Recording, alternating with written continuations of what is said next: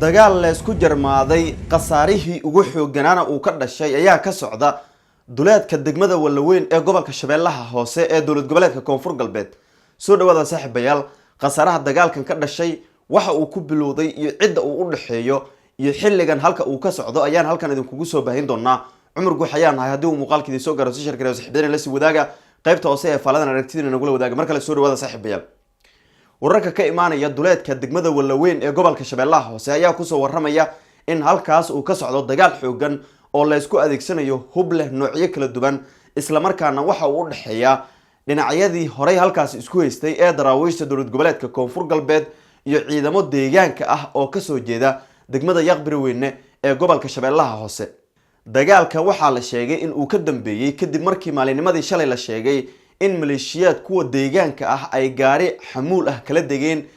habeenay, sidoo kalena kufsi u geysteen, ugu dambeyn ay u geeriyootay kufsigii halkaasi loogu geystay. waxaana la tilmaamay in marka dhacdadaas ay soo ifbaxday halkaas maamulka degmada Walaweyn iyo sidoo kale taliska daraawiishta dowlad goboleedka Koonfur Galbeed qaybtooda ku sugan degmadaas ay garowsadeen inay ciidamo geeyaan duleedka degmada Walaweyn ee gobolkaas, si gaar ah halka gaadiidka lagala degay habeenaydaasi.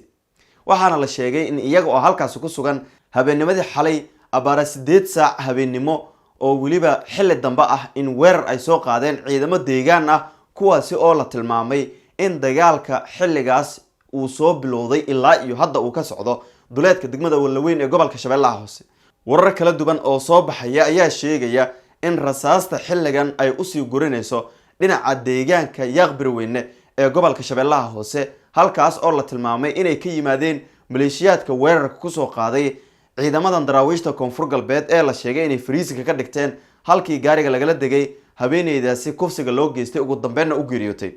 sida aan dadka deegaanka ka soo xiganay waxaa la tilmaamay in maleeshiyaadkan maalmihii la soo dhaafay halkaas ay ku sugnaayeen, sidoo kalena la tilmaamay inay ahaayeen maleeshiyaad tiro badan, qayb ka mid ahna gudaha deegaanka Yaqbirweyne ay aadeen, halka kuwa kalena la sheegay in halkaas ay ku sii sugnaayeen. dhacdadan markii ay geysteen kadib ayaa la sheegay in ciidamada daraawiishta Koonfur Galbeed iyo maamulka degmada Walaweyn oo iskaashanaya in ciidamo ay ku daabuleen halka shacabkaasi gaadiidka lagala degay ama qoftaasi habeenayda ah, sidoo kalena kufsi wadareed loogu geystay, ugu dambeyn ay u geeriyootay. sida aan ka soo xignay dad goobjoogayaal ah oo ka agdhow halka dhacdadu ay ka dhacday ama dagaalka uu ka socdo. daryanka hubka culus ayaana laga maqlayaa tuulooyinka iyo deegaanada hoostaga degmada Walaweyn ee gobolka Shabeellaha Hoose, taasi oo la dareemayo in dagaalka xooggiisa uu ku siisiqayo dhinaca deegaanka Yaqbirweyne ee gobolka Shabeellaha Hoose. ilaa iyo hadda dhinacyadan dagaalamaya wax war ah oo kasoo kala baxay ma jiro, laakiin wararka qaar ee aynu helayno ayaa sheegaya in qasaaraha dhimashada iyo mid dhaawaca ah uu gaaray ilaa iyo 7 ruux oo dhimasho ah, halka dhaawacana la sheegayo in ilaa iyo in ka badan 8 ruux uu ku dhaawacmay dagaalka ama ku dhaawacmeen. tirada guud ee waxyeeladu ay kasoo gaartay dadkaas ayaana lagu qiyaasayaa tiro ku dhow ilaa iyo 6 iyo 10 ruux oo dhinacyada markaasi dagaalku u dhaxeeyo soo kala gaaray, waa kuwa dhintay iyo kuwa dhaawac ah intaba.